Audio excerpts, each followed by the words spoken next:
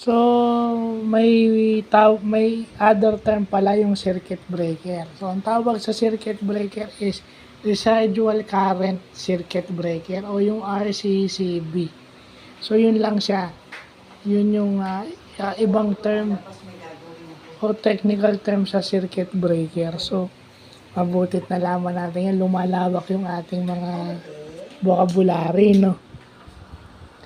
At yung tawag sa RCCB o residual current circuit breaker is residual current protection device o residual current device.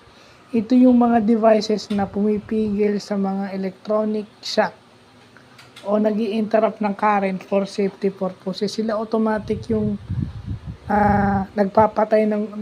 pumipigil sa kuryente para hindi na magkaroon ng further damage. Yun ang silbi ng circuit breaker. Residual current device pala ang tawag dun sa mga circuit breaker.